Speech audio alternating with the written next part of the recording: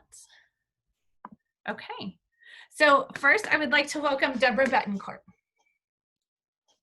Well, thanks everyone for joining on this Zoom Friday. I am a graduate 1989. I'm a Californian and moved to Santa Barbara in 1985 in search of a different environment than the San Joaquin Valley in Northern California.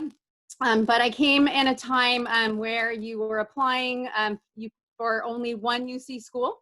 It was impacted, and so you kind of had to put it all in on and go biggie on it. So I did on UCSB. I came and I played water polo for 4 years and graduated, and then decided that I didn't really want to pursue a clinical opportunity with psychology.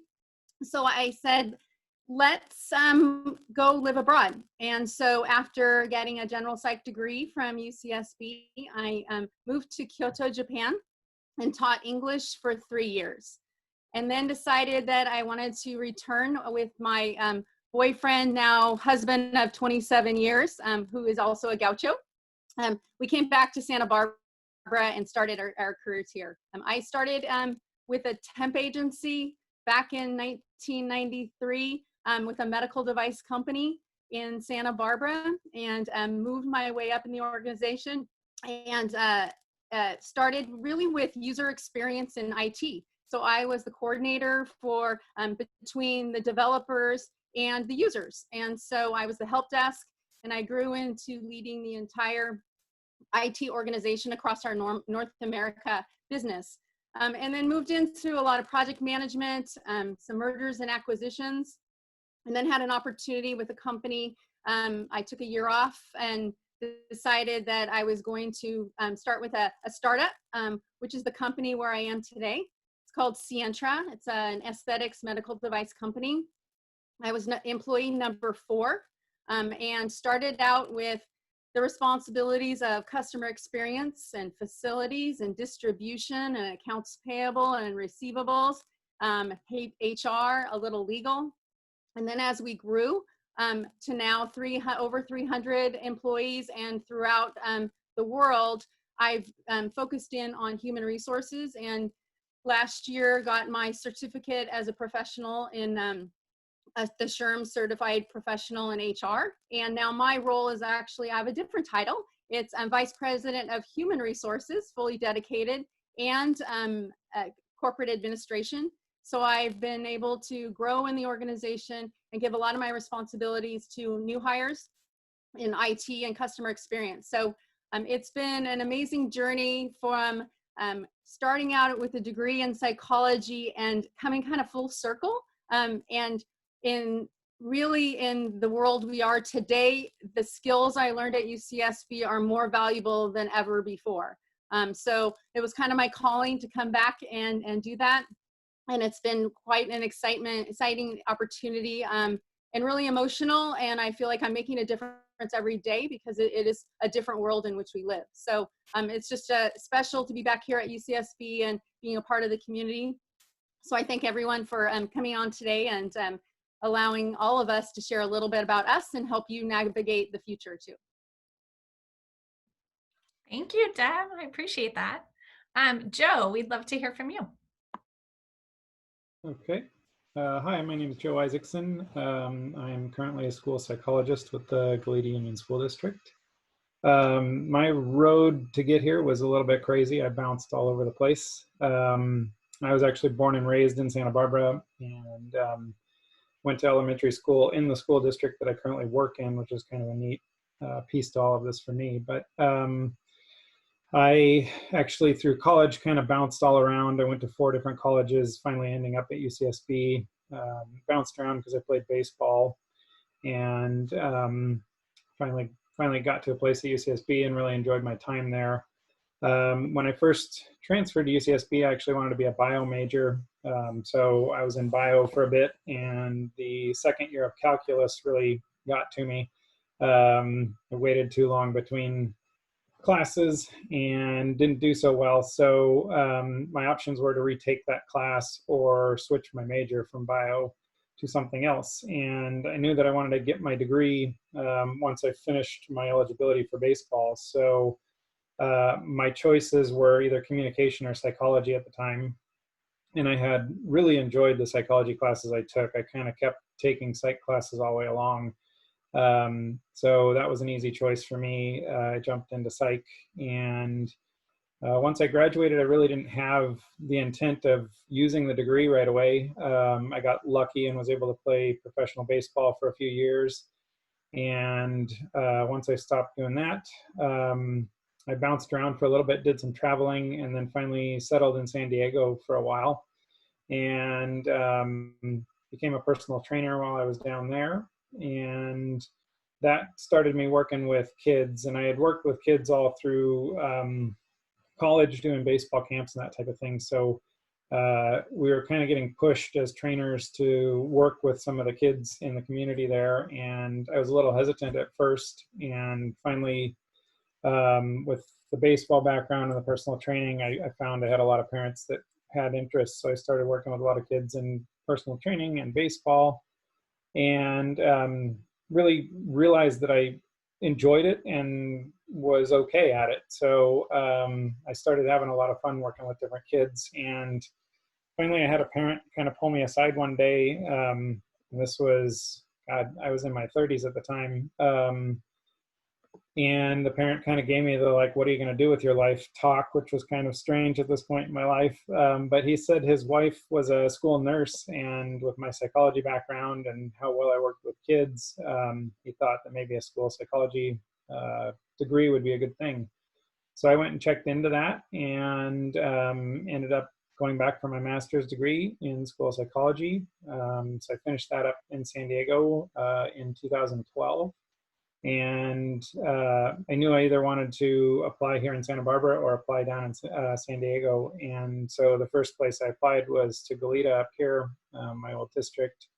And I got really lucky. They called me like 10 minutes after I interviewed and hired me. And so I've been in Goleta now for 8 years, and I've done mainly the school psych job. I did do an administrator job last year, so I had some experience that way too. But I really enjoy what I do and enjoy working with kids quite a bit. Thank you, Joe. We're lucky to have you in Goleta as a former Goleta parent.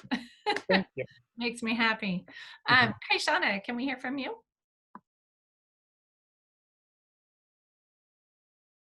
Okay. Hi. Well, thank you everyone for being here. And just to let you know, it's still as nervous, like I'm still as nervous as I would be if we were in person, which is hilarious to me right now. My name's Kaishana. I am a counselor in Chino Valley. My story was definitely not a straightforward shot into becoming a school counselor. I was straight out of high school, I went straight to UC Santa Barbara. As a psychology major. I graduated in '03. My plans to use my psych degree, actually, I had eyes on becoming a forensic psychologist. That was the dream.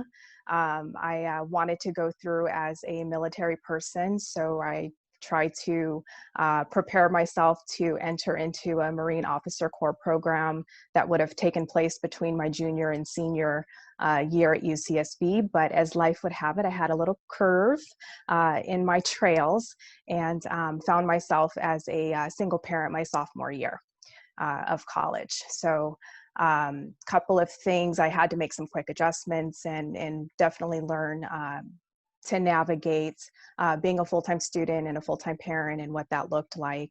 But I'm very, very blessed. I actually was able to get through. I graduated on time. I was not able to pursue the Marine Corps program as life would have it. I didn't make it through my vision exam when I went through MEPS. So I was feeling a little lost when I graduated. I wasn't quite sure what I wanted to do. I made the shameful move back home to my mom's house. I started, I think within a month or two, I think I started working right away with juvenile sex offenders in a group home facility. I stayed with that job for about 3 years. It was actually one of the best jobs that I've had in all my work experiences. I learned a lot from it. And then I started to dabble towards the end of that 3-year period. I was dabbling with being an avid tutor at my former high school. I had a connection with she was my English teacher and my avid teacher in high school. And she was someone I stayed in touch with. So occasionally, like when I would come home on summer breaks, I would visit with her. I would always go back and speak to her classes and that sort of thing. And so I was an avid tutor for her on the side. And then I also started moving more into becoming a substitute teacher. And all the while I was really trying to figure out, okay, what am I going to do with my life? And I had to take some time and just kind of really look through like what were the commonalities in like my work experiences and just the experiences that I had. And I noticed that I had a lot of experience actually working with kids. During my time at Santa Barbara, I was actually part of a organization that brought about 200 to 250 high school students from all around California, and we paired them with college students and hosted them on campus for about 3 days and put them through workshops and talked to them about the college process and just really encouraged them to go on for 4 years. And having that experience, and I, worked my summers during, at the Boys and Girls Club as a recreation aide, and given the work that I was doing with the juvenile offenders that I was working with at the time, I really just felt like, okay, I think working with kids in one way or another is really going to be my thing. And the more I started substitute teaching, the more I really fell in love with being in the school setting. The tutoring as an avid tutor with my former teacher, I just really loved the conversations that I was having with those students. And it, dawned at me at one point, like, okay, school counseling, I think might be the way for me to go. So it actually was 2 years after I graduated. I was 2003 when I graduated from Santa Barbara, and I actually started my grad program in 2005. So there's a lot of overlap. I am a woman who juggles many things at once.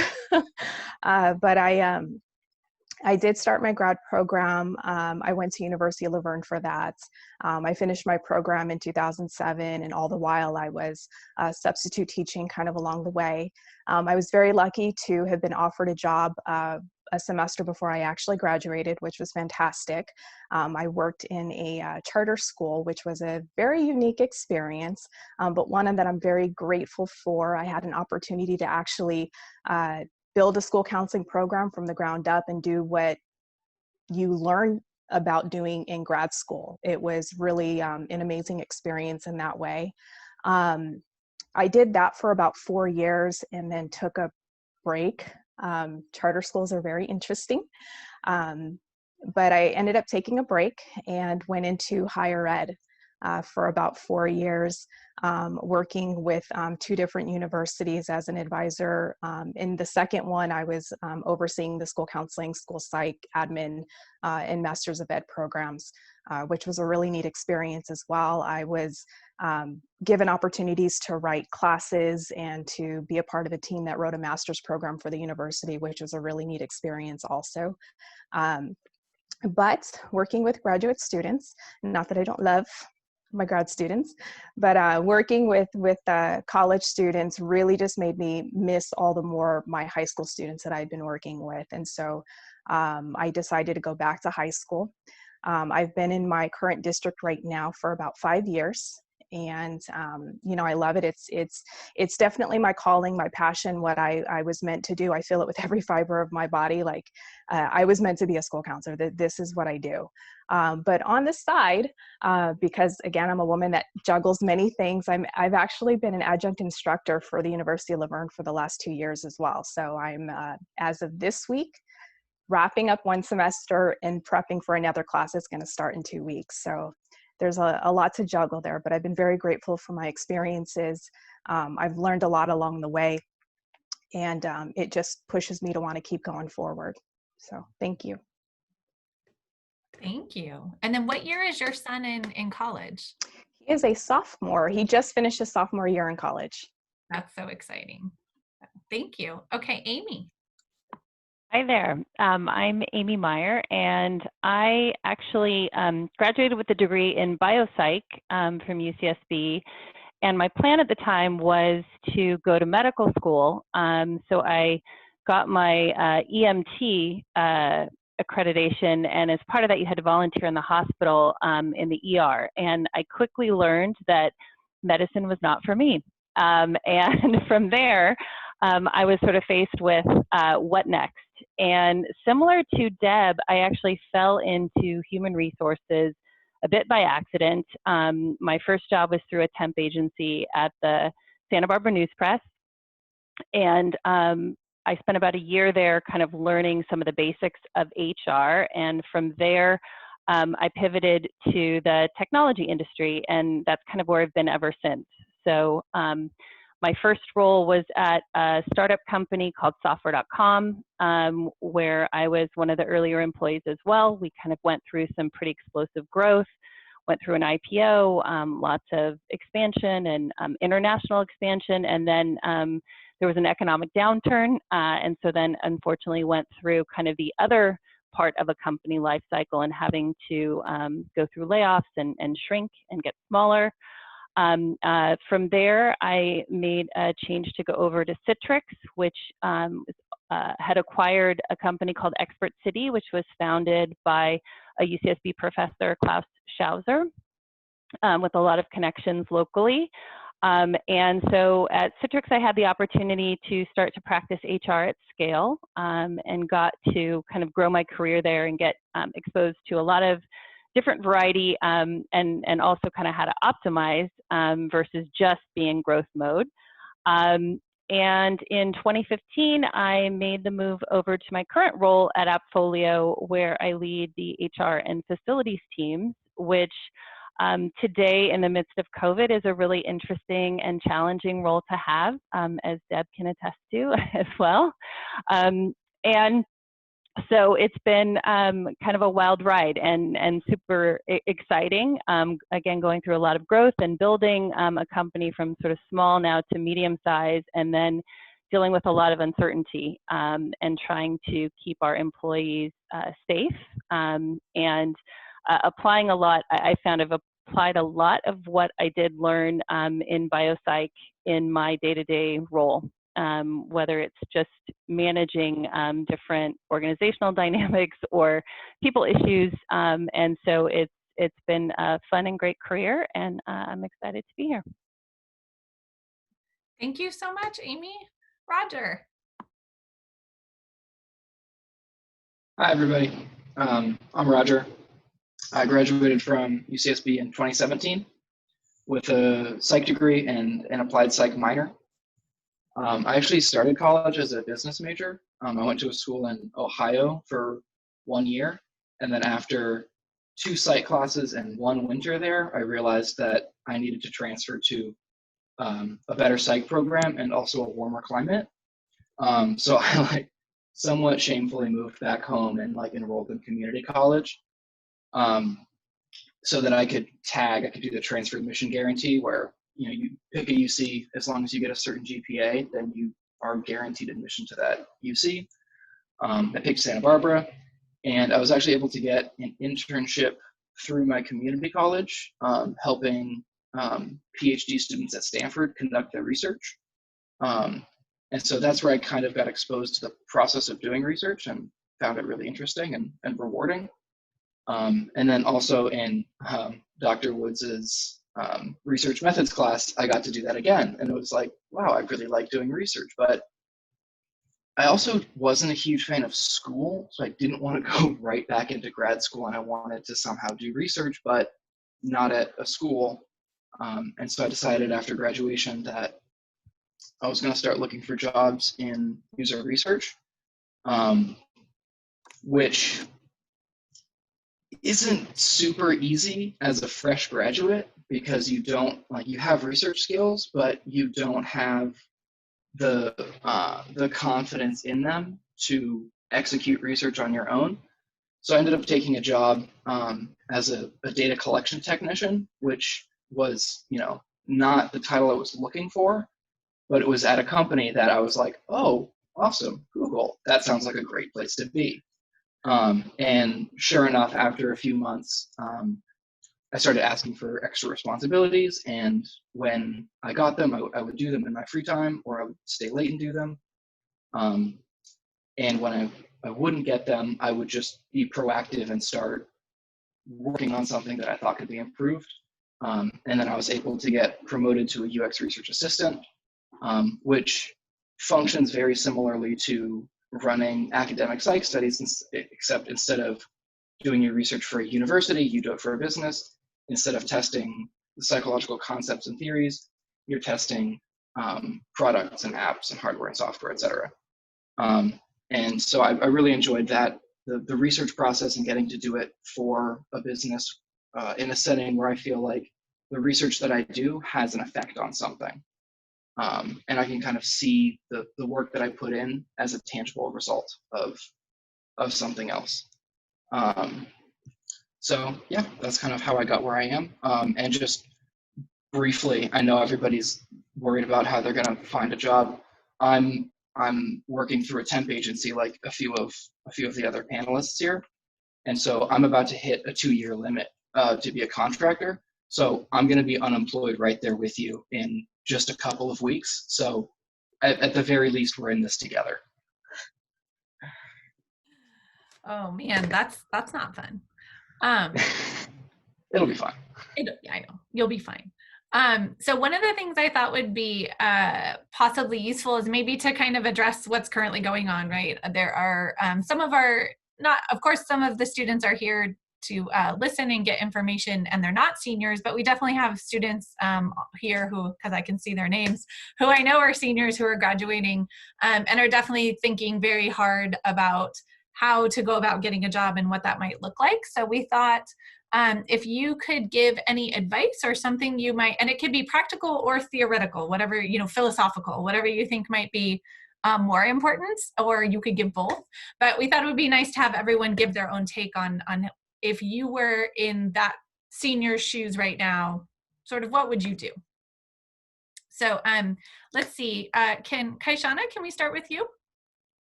Okay, so I would say if you're thinking about, education, I know that a lot is going on in the news right now with Governor Newsom's budget May revise that he did, and the impact of federal funding coming, towards education. And of course, there's, the buzz of, are we going to have jobs, and, who's getting laid off, or is anyone getting laid off? And so I know that I have about a dozen grad students that I've been working with that are graduating and will be, in the boat of how do I find a job right now? So my advice is to be really flexible and what you are going after. It's nice to have a goal of what it is that you want to be, but think about what are other jobs or positions that could connect, where you could build some really important skill sets that will really benefit you in your ultimate career goal, and where could you build those skills. So I would encourage you to be flexible, be creative in your thinking. And I'm definitely going to say that networking, building your professional relationships is absolutely critical. Networking was something that actually helped me get through my time at Santa Barbara. Networking literally has been how I've gotten every job that I've ever been offered. And it's come from just because I know people, I meet people, I have conversations. And so I'm just going to encourage you guys to put yourselves out there, spread the net very wide, and just know that wherever you land, it's not going to be forever. While you're there, definitely see what you can take from it, that you can take forward with you for the next job, for your next step in life, and you'll be fine. Thank you. Amy, did you want to? Sure. I absolutely agree with Kaishana as well. I think, my advice would be, I have some very practical, like tactical advice, and then general advice, which is, really look at what a company culture is and kind of pick a company that you could see yourself potentially growing with, and don't worry too much about what your job is in the beginning and get your foot in the door, because oftentimes once you've proven yourself and you're kind of a known entity, your opportunities can open up quite a bit, and then you have started to build that network that will allow you to kind of take that next step. There are also a couple practical things. One, really practice and become proficient at Zoom and doing Zoom video interviewing. Make sure you have kind of a somewhat professional setting, or put in a nice virtual background. Make sure you've done the sound check and your webcam and everything's working really smoothly. The last there are two websites that we found are pretty helpful. One is called, and we can share these afterwards, but one is called ismyinternshipcanceled.com, and it's literally a list of I think it's mostly tech companies that provide kind of what the current status is of a lot of companies. And there's another one called layoffs.fyi.tracker that is a list of a ton of companies and kind of what their hiring status is, that you might not get. You can kind of get in a consolidated way versus having to go on everybody's individual careers page and try to piece it together. So those would be my pieces of advice.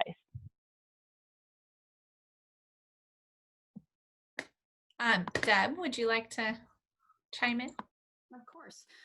I think, what this has done is made us look at the job market differently. With COVID-19, we're classifying jobs and industries by essential. I think it's an important time for you to look at which types of professions or areas are more sustainable in the future. COVID-19 is not going away tomorrow. It's not going away in 2020. So if you're in the job market now and you want to see high availability of positions, they're going to be with companies that are considered essential, and they're probably going to weather the storm as we go from phase 2 to phase 3 and perhaps back to phase 2 because of the volatility of COVID-19. I also want to give a little advice for the future once you land a job. A lot of our candidates over the last few years that are coming out of college, we're staying with a job for a year, hopping to another job, another 2 years. We had to go through some difficult decisions and furlough some employees and lay off. And in order to do that in an unbiased way, you look at seniority. And those who have been with companies and had commitment, those were the ones that stayed. The ones that were new and had been hopping around, they were on the list for us to identify on whether they would stay with us. And then lastly, unemployment benefits are causing a lot of challenges for employers because you're actually at this time, you can make more money on unemployment and the benefits through the all of the Families First Act and all of the relief, but that will run out. So don't fall out through that rabbit hole where you think unemployment, whether you're doing a temp job and you were in the service industry, don't go down that path because at some point it will end. Try to go with the job, be committed, and know that it's for the the longer haul. So that would be my advice. Thank you. Joe, did you want to chime in? Sure. So I would kind of say, and this is a strange time for this, obviously, but really looking at being able to be flexible right now and being able to be a little creative in your ideas. Most people out of college, when they start a job, it's probably not the job you're going to end up in down the road. I think I can think of one person in my life that basically is working at the exact same place that they were out of college. My brother did that. But other than that, if you look at it that way, and out of things like what's going on right now, there's plenty of opportunity. Whenever we have kind of crisis go on, it does breed opportunity within that. So you can sit back and look at the negative side of this and how hard things could be, or that they're different. Or you can kind of adapt to that difference and look at where the opportunities are in a time like this, and just be flexible and realize that, again, you may be changing roles from the one you're taking now. So be flexible, be willing to learn stuff currently, and kind of go in with that attitude of I'm here to learn and see where I want to go with stuff. And over time, you're going to find that you probably will change what you're doing or find things you do and don't like, and that's okay. It helps steer the direction that you're going.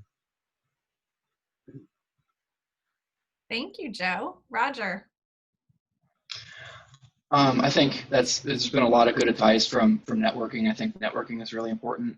Being flexible and staying open to different opportunities, even though it might not be exactly what you want at this time, and just kind of going with it. I think those are both really, really important.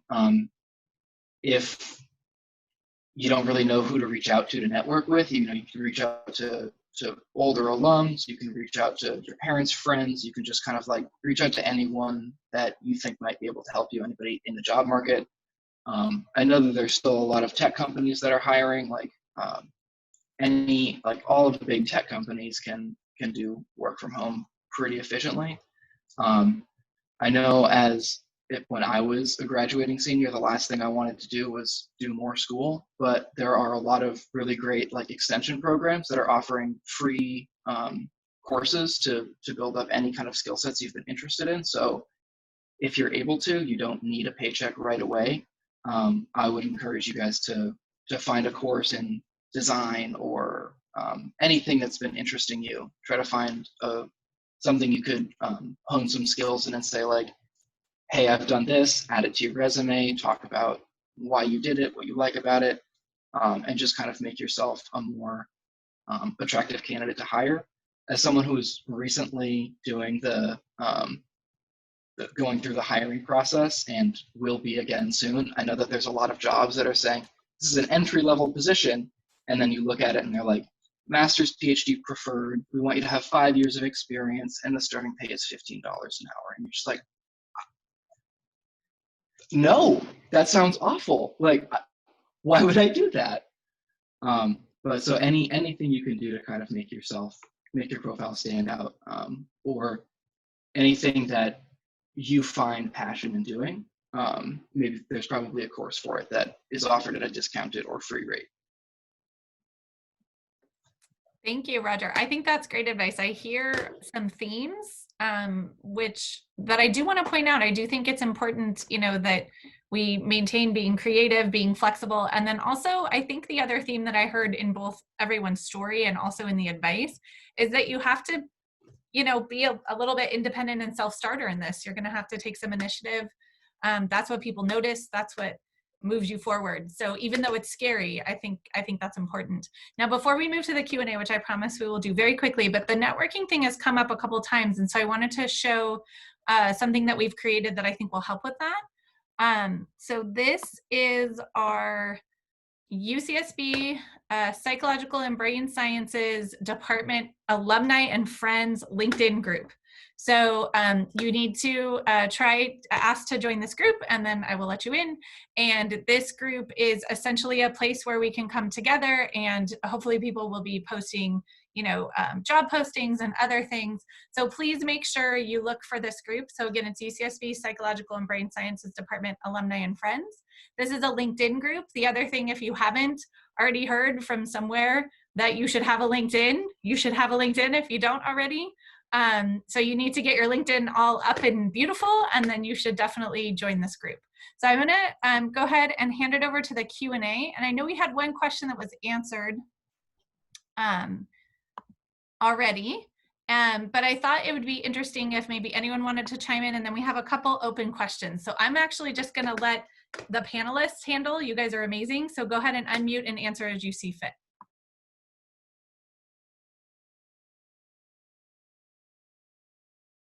I'll add on to the answer for the networking, like how to start if you are like fresh at the beginning. Everything that Joe said, all of that. Try to get into, some way into your particular field. My son, for example, is a civil engineer major.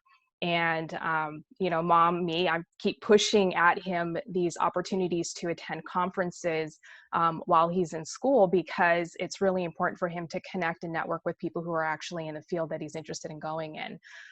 While you're at Santa Barbara, I would definitely say, you know, build relationships with your professors, with, you know, your TAs, with grad students there.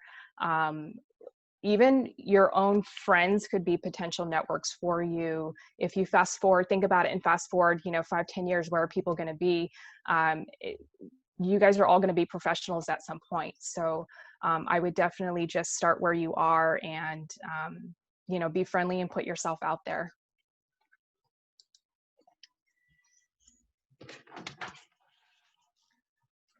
Laptop is dying, sorry. There's a question about gap year before grad school, pros or cons.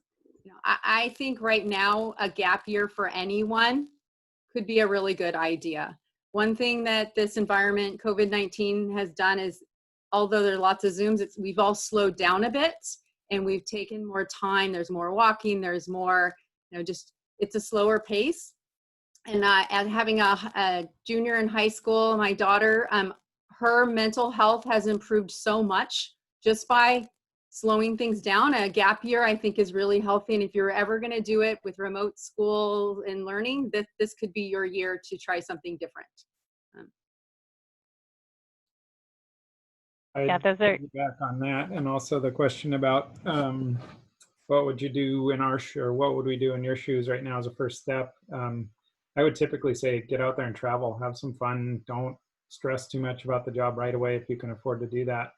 But obviously in this environment, that's a little tough to do. But that would kind of be my advice to those two things: is take a little time and get some experience just being out there, being in the world a little bit. If you haven't done a lot of that, it's an amazing thing to do. So if the environment does change coming up, hopefully that will reopen soon and we can do those types of things.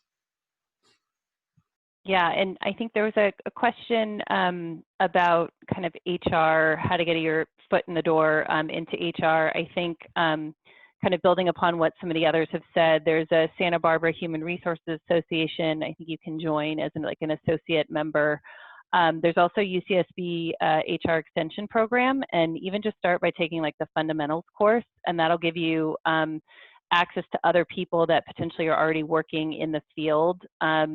Internships, to the extent that they're available, are a good way to start. And then I would also just pitch again, seeing if there might be some temp assignments that could be available, because again, it's how I got my foot in the door. And I wasn't at the time thinking I was going to do HR forever, and I just was a natural fit. So it's a good way to sort of try before you fully commit into something.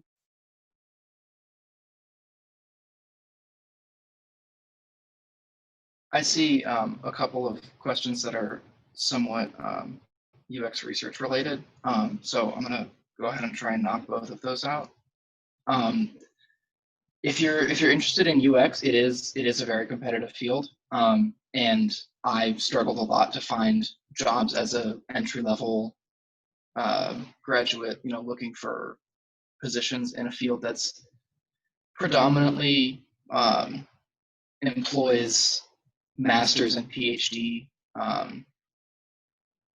people. So a couple things I did were I bought UX research related books, and I read a lot of them. I didn't do any courses, but I know that right off the top of my head, the UX Design Institute has courses. Career Foundry and Coursera all have courses. You can also do the UC Santa Cruz Extension. They have online courses. If it's helpful, I can ping these links in the chat so that you have them. But I just kind of was proactive in researching it, and I really tailored my resume to make it research oriented. And so what that looked like was I kind of scavenged on LinkedIn and looked at the job descriptions for all of these research positions and made my resume sound a lot like the job descriptions. I put old coursework that I had done, like work from my internship. I even put coursework from Dr. Woods' psych class. It's still on my resume now. As it should and be. just kind of, It's not going to leave anytime soon, I promise. And just kind of really tailoring your resume to fit the job that you want. And I think that goes not only for research jobs, but for any job you're applying to. If you have an idea of what you want to do, it's going to make applying a lot easier. It's going to make your resume look a lot better to hiring managers if it sounds a lot like the job description. So that would be my advice. Look for some courses from the things that I mentioned. I'll ping them in the chat. Buy some books. I can also ping the names of those books in the chat as well. Well, Roger, too, can you email them to me? Because I can follow up pretty easily when I'm registered, and I'll put the links that Amy mentioned, and then so if everyone just sends me that stuff, I can get it to everyone kind of probably easier than you having to worry about it. Sure thing. I think you wanted to answer the next question.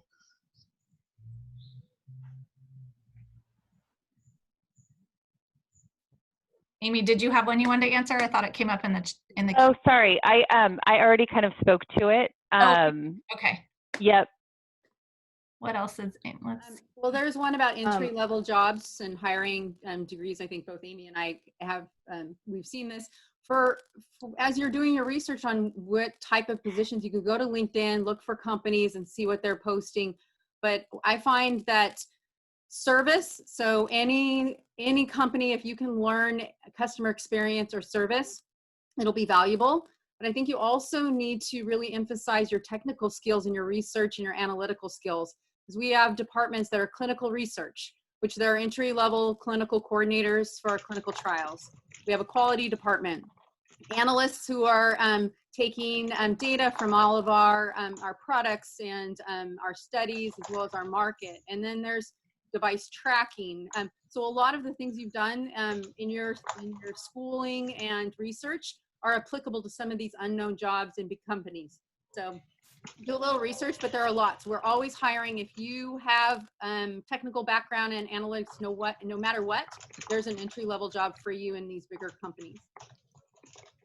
Yep, I would agree with that. I think on the HR front, some of the entry-level jobs tend to be like coordinator roles. Oftentimes you get your foot in the door through recruiting, which might be more challenging right now, but it'll come back again. So you'll see like recruiting coordinator or specialist. Sometimes there's HRIS, like systems related roles that also have that data and analytics component. But as Deb said, the data and analysis piece and kind of research methods and insights is something that's transferable across pretty much every industry. And so I think looking for those types of roles is a good way to get your foot in the door.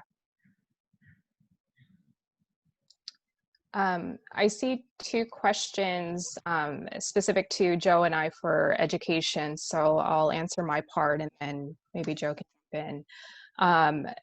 One of the questions is about, describing like a typical day in education, and really all I can say is a typical day is that no day is typical in education. I like that there is, structure to the day. There's a bell that rings. There's, things that I can count on all throughout the day. There's that kind of structure. But that's the logistical structure. I have no control over the volume of crises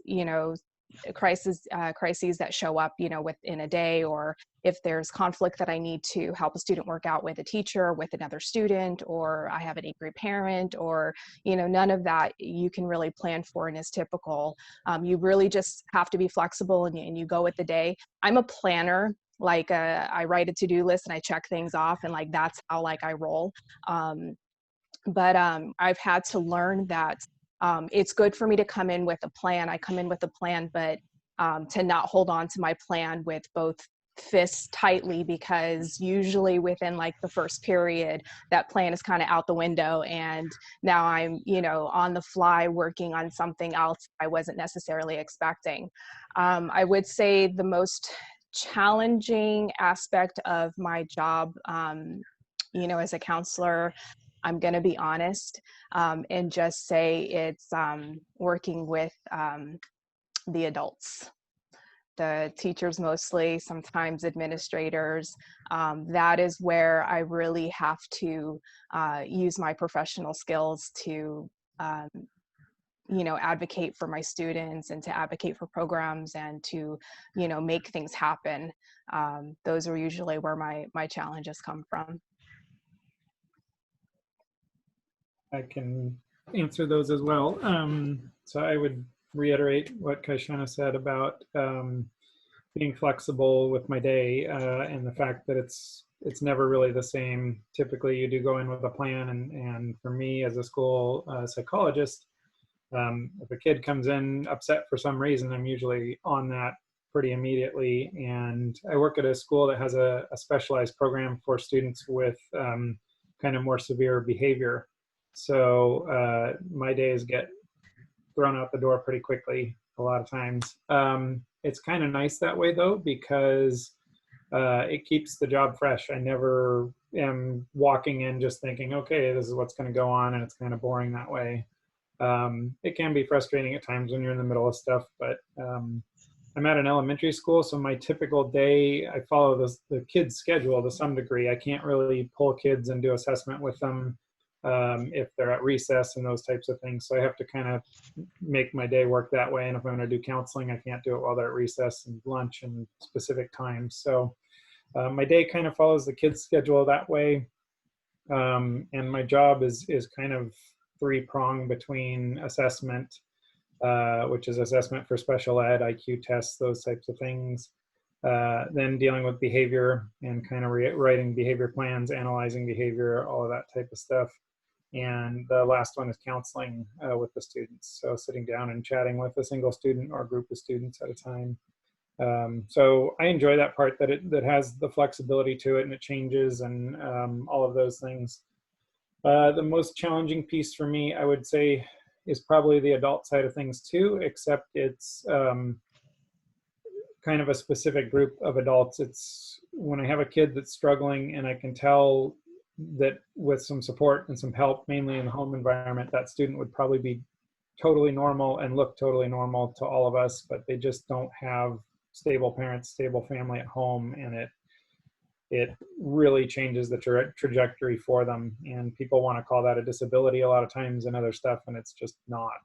A lot of students are struggling because of where they come from, from their home and their environment that they're in a lot of the time. So that's probably the hardest part. Thank you.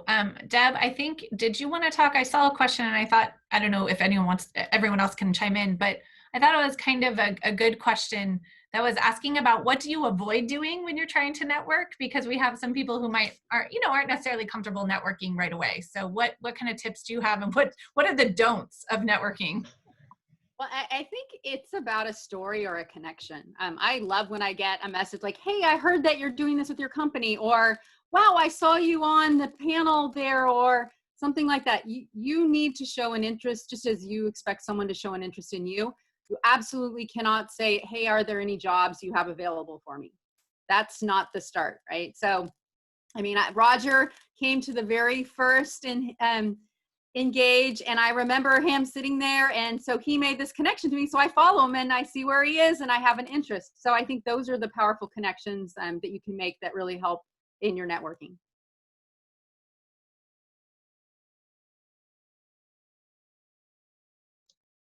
Second that, and the only thing that I'll add to that is if you've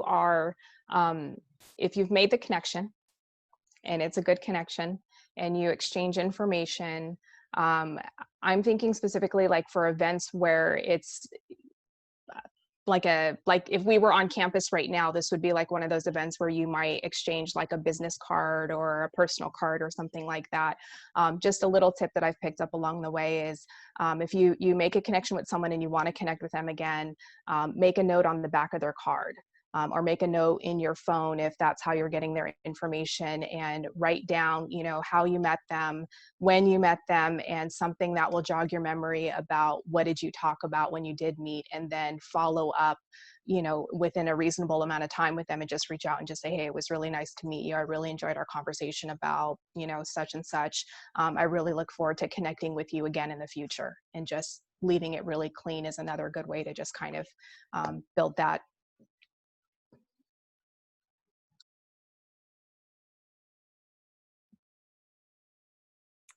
Okay, let's see. I had two questions that I think are might be a little bit quick to answer. So, how do you make yourself stand out? And then, what are some entry level? Because they're both kind of like about entry level. How do I break in kind of questions? What are some entry level job titles that would hire psychology grads? And how do you make yourself stand out? So maybe those questions.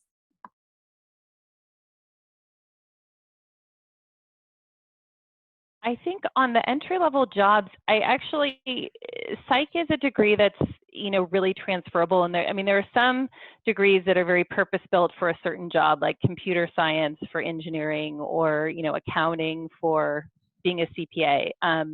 Psych is one of those where I think you could apply to many or almost any entry level job, and get your foot in the door into a company, and then try to kind of parlay that into a field that you're interested in.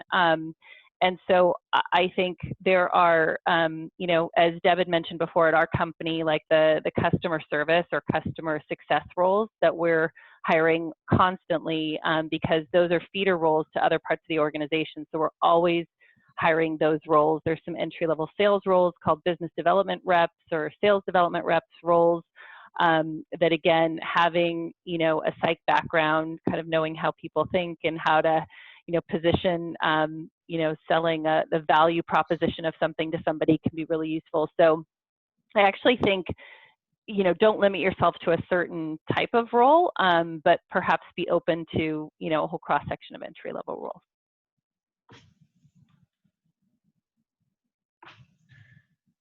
Just to kind of echo what Amy said, I think that's a really good point, where psych is a degree where you don't really necessarily have to look at entry-level roles just in a specific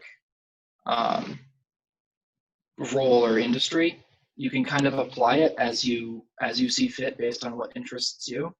When I was applying to entry-level roles, I think I had like 3 or 4 resumes depending on which kind of role I was applying to. If it was a sales position, I had a sales resume. If it was a research position, I had a research resume. And so just kind of like thinking about what you want to do, and applying to jobs that that maybe fit that. And maybe you have no idea what a certain job entails. So what I would do is I would go on LinkedIn and I would look for a bunch of jobs with that title. And I would look at what their responsibilities were and what they were expecting of the employee to do for that job. And I would think, that sounds terrible, or I would think that sounds really cool. And then I would start crafting a resume for that kind of specific pipeline.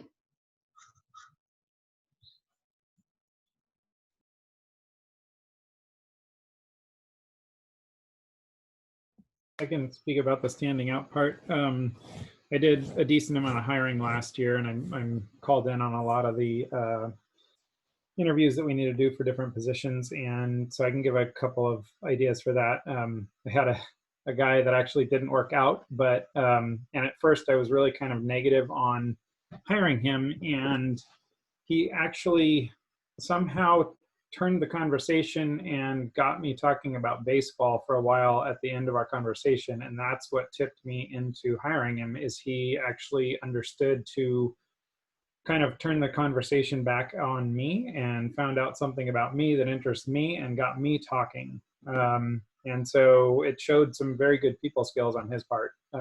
He didn't turn out to be a very good employee, but that's okay.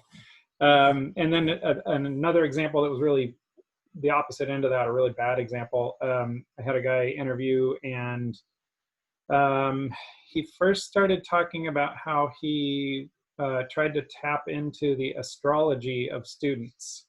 And that was a really weird, out there thing to say. And different people have different beliefs, but when you're coming to people who are very serious about educating kids and making sure that parents' beliefs that way are the things installed with the kids and not the teachers and the staff necessarily, that was kind of a red flag. And then the end of the interview, he talked about wanting to basically have work be like a big party for the staff, because he used to throw raves in shipping containers, and they were these huge fun parties. And that was like, okay, you need to go.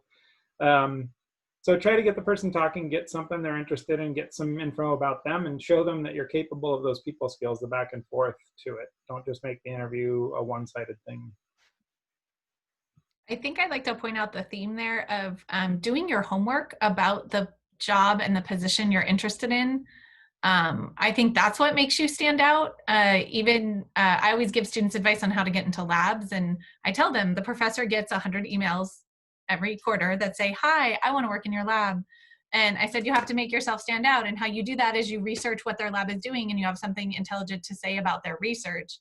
And I think it's the analogous situation here, right? You have to research the position. You want to look at what it entails. And then if you ever can find out who's on your hiring committee, you at least know one of the people. And so you should look them up. You should know what they did, what they do with the company, what their role is. Because again, you want to have questions. When they ask, do you have any questions? You should have some. And so I think needs homework to do that well. So yeah. What other questions do we want to answer? Amy, did you want to talk about successfully growing a career in HR? Sure. And Deb can chime in on this one too. I think it actually starts with having strong business acumen in many ways. I think I sort of talk about it in terms of like you're a business person who happens to have a specialization or specialized skills in HR, and so understanding the way that businesses operate and specifically understanding how organizations operate and team dynamics and motivation and how do you drive performance and all of that kind of combined together with an understanding of a business is a powerful combination. And so oftentimes we have a lot of folks in HR who have all of the HR specific experience, but they're missing that business component. And so I think it's the combination of the two that can be really powerful. The other I would say is that you play a very kind of consultative role where you're often influencing without authority. So you're giving guidance, you're doing consultation. And so understanding kind of how to have that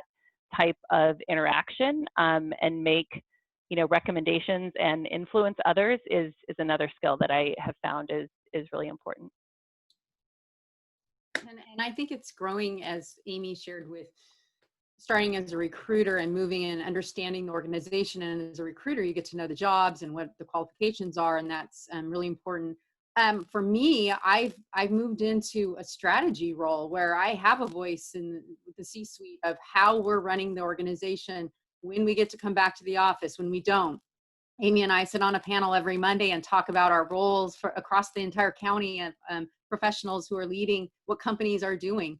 So I think there's a lot of opportunity, but knowing the business is critical. I absolutely agree with Amy, because I think I'm more valuable in how I navigate change and advice and the legal aspect, all of those, because I know what the jobs are across the organization.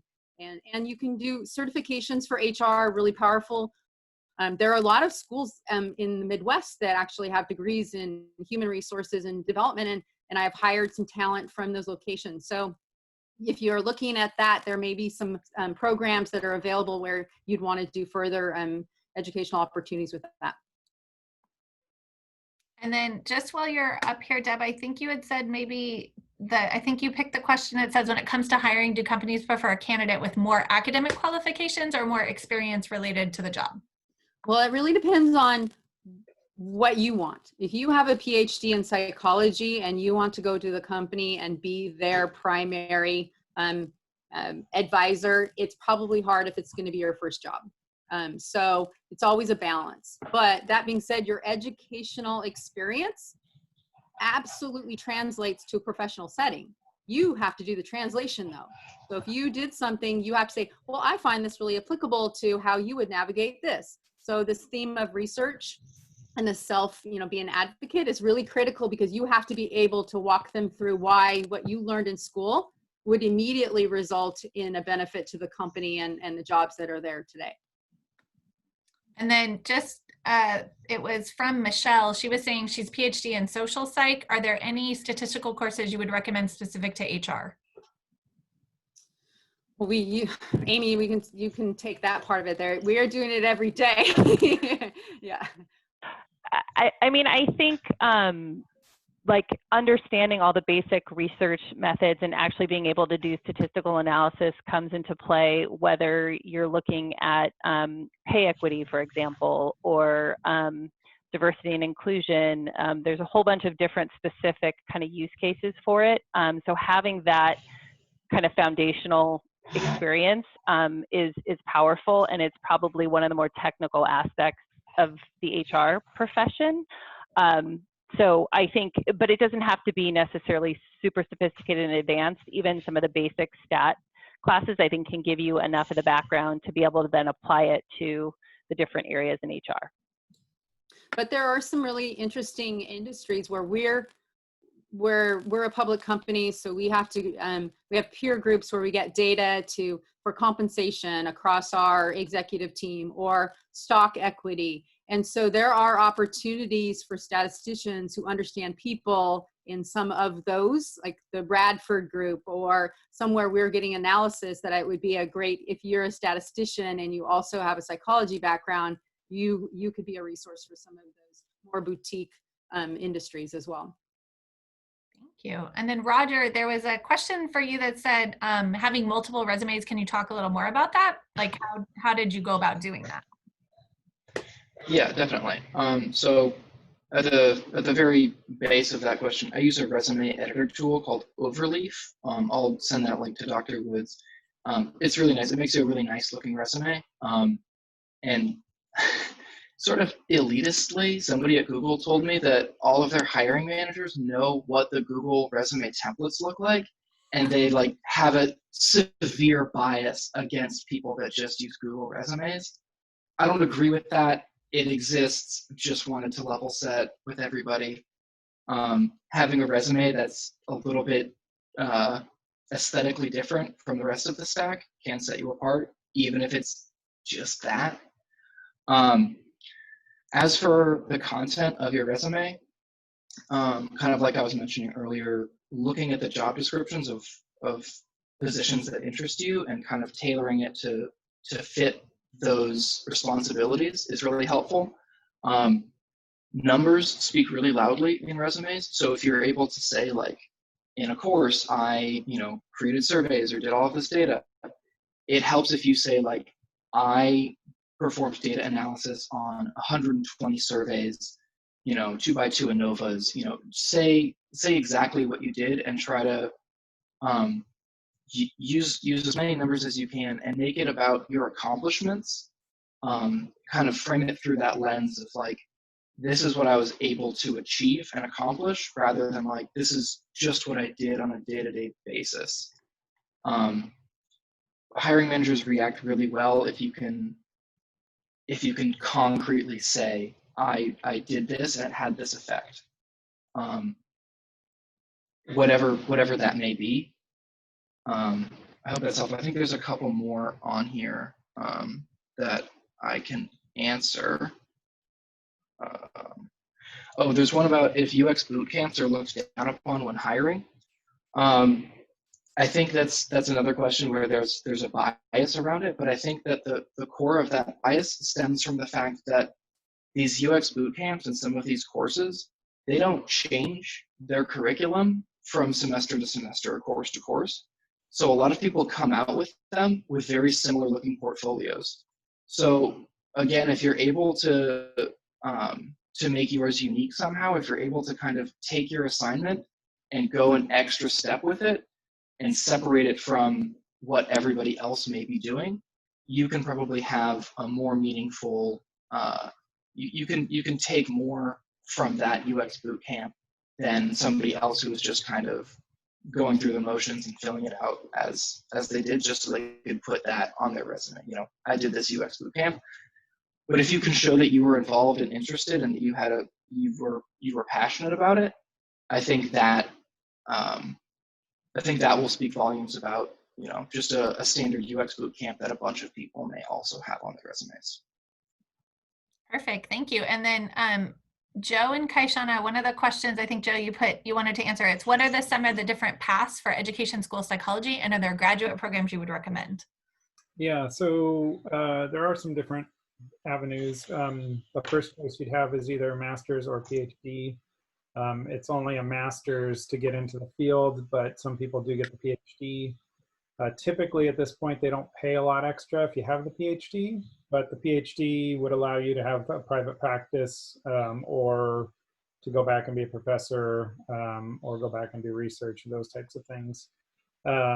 So that would kind of be your first choice. Then as you get into the field, you would be able to choose between elementary school, junior high, high school, those options. And each of those are different in their own ways. And then within that, once you're working within a school, my boss is really interesting because she likes to take each of her psychologists and kind of hone our skills in a certain area so that we have a broad group of people and that their skills are all in kind of different areas. So I've gotten a lot of training in behavior, and I could definitely do some other jobs around behavior and private work behaviorally as well.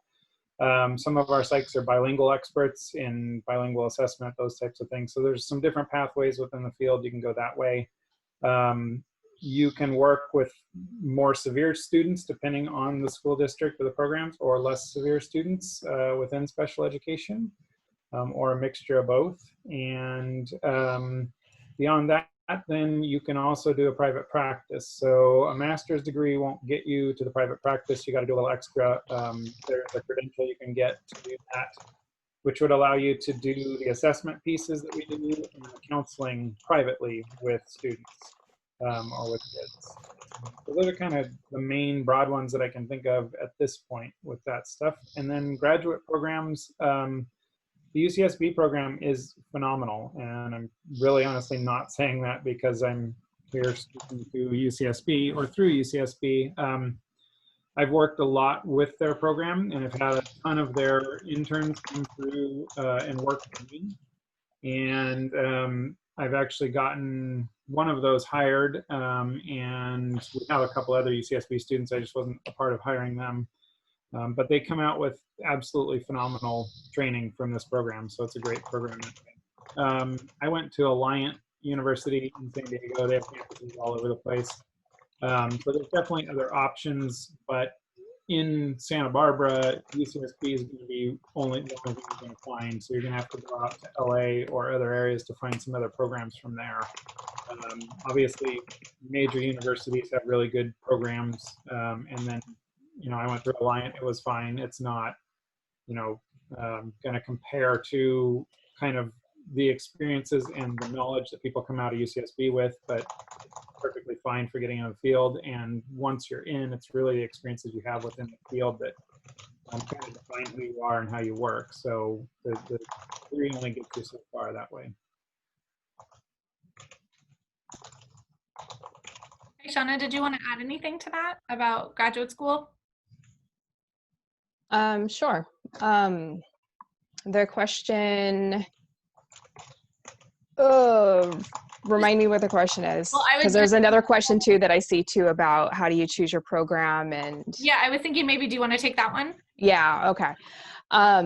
So applying to grad school, I'm going to say is similar, to applying to your undergraduate program, but you're going to take it up a notch. I think that you need to do your research, finding out the program that you want to get into. Don't get caught up in the name of the school. What you want to find is a program that is very strong, that's well known for the field that you want to get into. That's going to be top.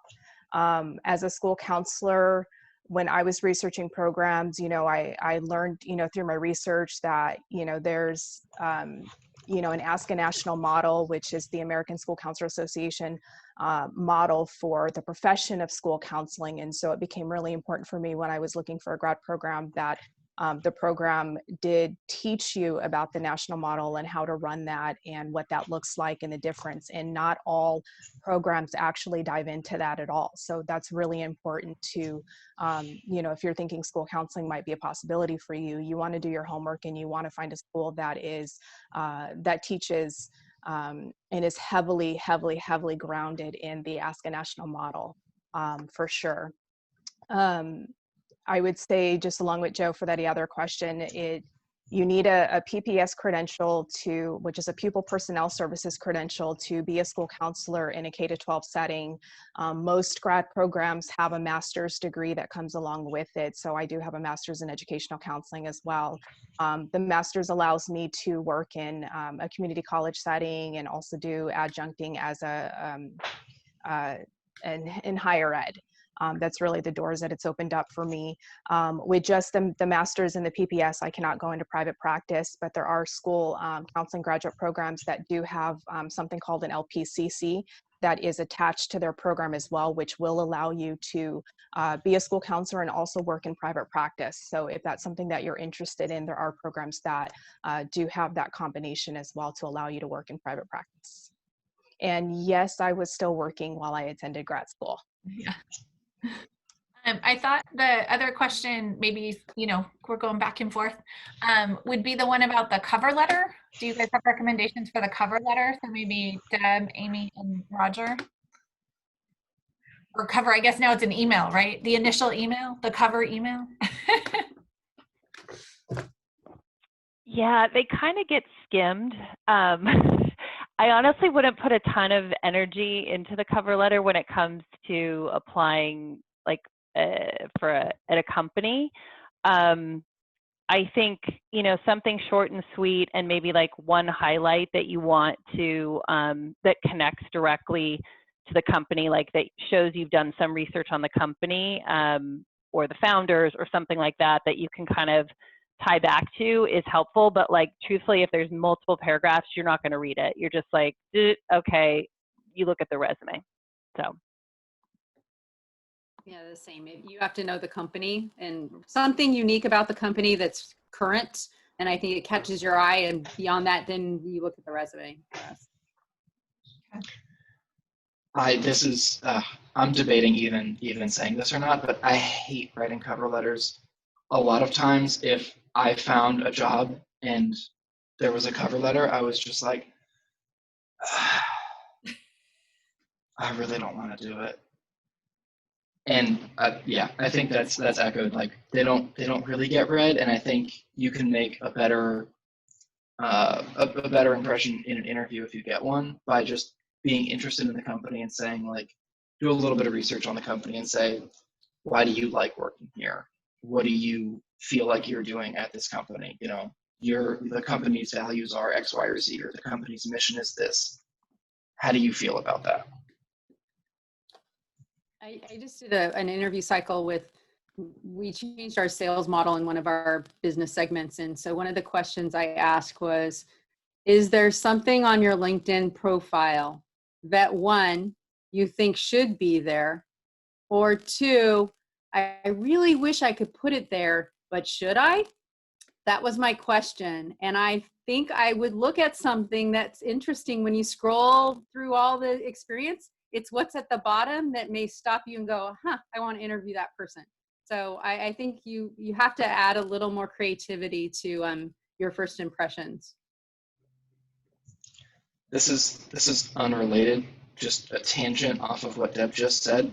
The very last line of my resume is literally lifeguarding experience. And the last bullet point under lifeguarding experience says that I rescued a honeybee from a tragic watery death.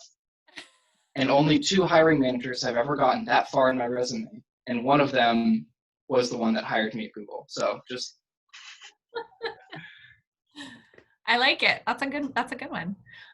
Okay, so I want to respect everyone's time. Our panelists have been so generous with their time that I think I'm going to wrap it up. But I will definitely follow up to all the people who are registered with an email, and it will have all the links that that people have been mentioning. So you have some resources. And I would say you definitely have a to-do list of getting your LinkedIn beautiful and lovely and unique and interesting, and lifeguarding experiences put in there. And then, so feel free to let me know if you need anything else. You will also get a link, of course, to a survey asking for your feedback about this panel. So we would really appreciate it if you also did that. So thank you. And so I just want to give a quick thank you to all of our panelists and my deepest appreciation. So thank you. Thank you. All right. Have a great day. I'll see you guys later. Thanks, everybody. Stay Bye, safe. everyone. Thanks, Have a everyone. good weekend. Thank Bye. you. Happy Memorial Day.